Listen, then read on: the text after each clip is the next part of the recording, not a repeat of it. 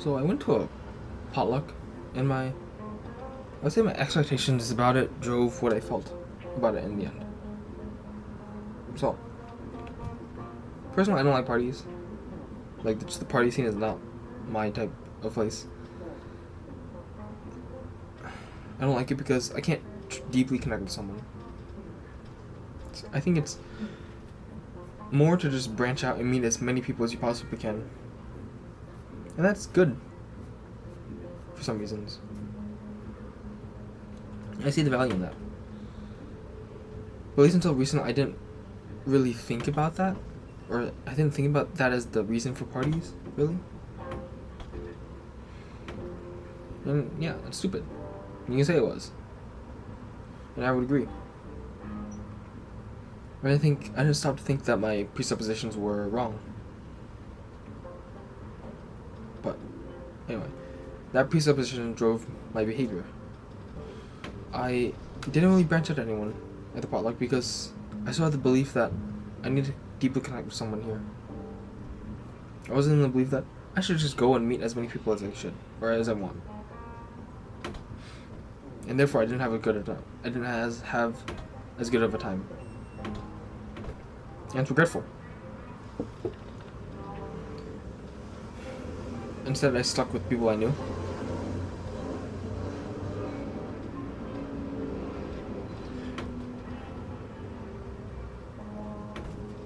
From the entire experience, I met probably like 3 to 4 new people. And they were like 20-ish that I didn't know, that I could have gotten to know. And that was an opportunity I missed. And I'll tell you this, so that you don't miss that opportunity. So, the root of this is my expectation. I expected something different from what I was going to get.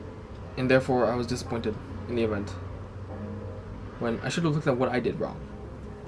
What decision of mine caused me to not enjoy the event? Certainly, there are other people who are enjoying the event, so why am I not enjoying it?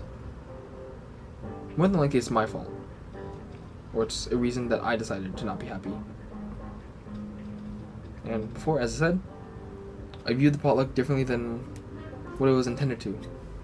And because of that, I was disappointed. I see expectation ruin what could have blossomed into small joys. For example, with eating, someone expects the dish to be what they're going to be served.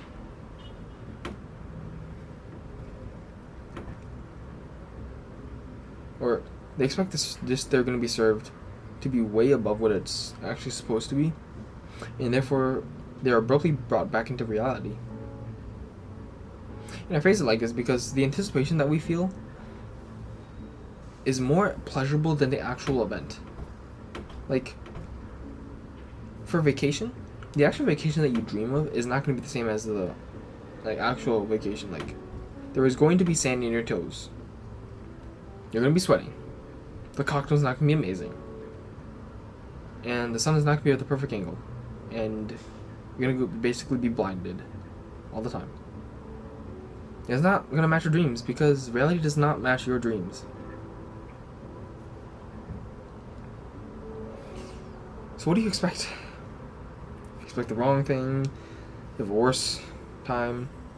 How about you? What about if you expect the right things? For example, instead of expecting to connect people with, instead of expecting to connect deeply with people at a potluck, if I were to expect to just meet a lot of people, I mean, this could work, but it also couldn't. Because whenever you expect something, it's like rolling the dice. You could win, but more than likely you're not going to win. And it's overwhelmingly not. So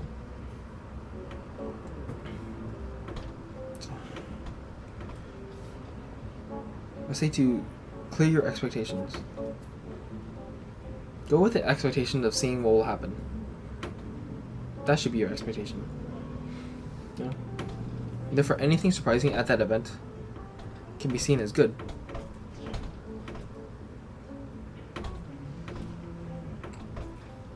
I think that's the wind.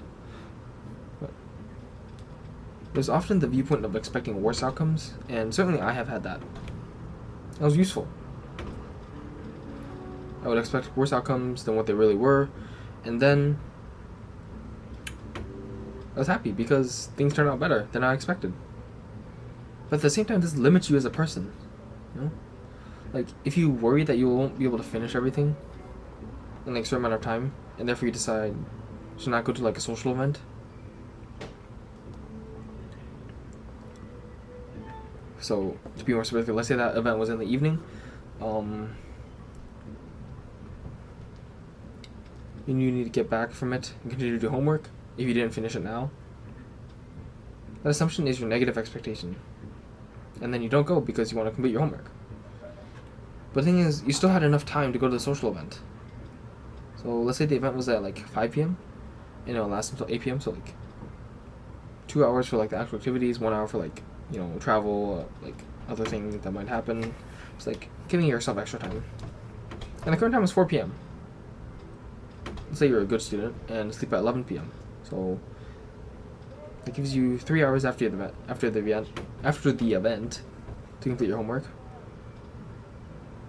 And then so you decide you think that you aren't able to complete all your homework, so you don't go. You do your homework until 7. That's around 3 hours. And then you realize you could have gone. You know? You could have gone to the event. But now you're spending the remaining 4 hours of your day alone. You can make it to the last hour, but it's not the same. And I guess I'm trying to illustrate how having negative experiences can negatively impact you. So, expecting nothing is the best mindset. Because it makes you appreciate the little things. You know? You don't get annoyed or angry over the little things. Like, for example, if your order was wrong, you know, instead of being annoyed and angry, and therefore your night is basically ruined, you're calm, you're surprised, but you ask for your correct order, and you carry on. Like, okay, that happened, but it's not atrocious. No. And things, if you're with other people, your mood will permeate them. If they see you become angry over this small thing, they will feel less able to bring things up or to really like just talk. If they see you act calm, collected over this, they'll be more likely to trust you. This means you're stable. You're safe. I mean, you've ever seen a room where someone has yelled out of anger? It gets real quiet, real fast.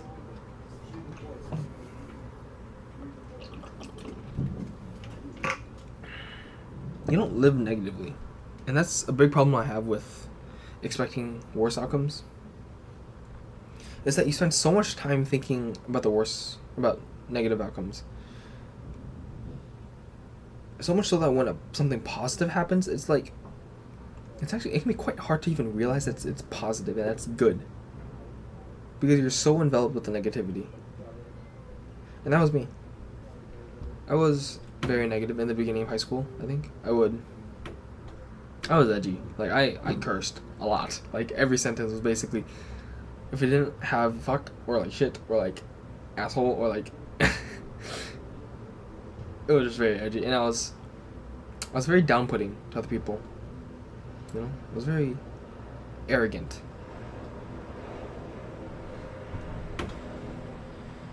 I insulted people on a regular basis, basically. I insulted friends and pretty much everyone. Besides the teachers, of course, because then I would get in trouble. So, you know, I didn't have the balls to do that. But I was living in the negative. So much so that when I achieved something, I brushed it off as like, you know, it's like not that bad. It's not that good, you know? It's like, okay, that's good right here. Let me just go back to the negative space, you know? Go away, shoo. I lost sight of the original purpose of why I was using a negative expectation mindset. Instead, I just fell deeper into it. I think it's so easy to do that. So much so that I think you will too, if you believe this.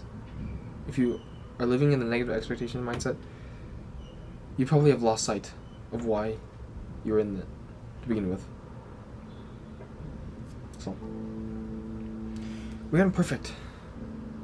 There will always be times when we will slip back into past behaviors. Everyone did that with an Orgo exam. I thought I didn't do as well on one of them, the second one, but in reality I did just as well as the first one. Being negative is protection. It protected me from being hurt. Because if I would already assume the worst outcome, I would be prepared for it. And do I still do this? Yes, I do. I do it, and I think I still will, because it's useful sometimes. And at least I did it for the Orgo exam. I mentally prepared myself, but I left it at that. I use it, and then I think about other things. After I assumed the worst, I just stopped marinating about it. I left it as it was. I didn't brood about it. I continued on my path, thinking about what I could have done better, and implementing those ways to do better. And that is the usefulness in the negative expectation mindset that I think brings value. And sometimes we need it, but we shouldn't live in it.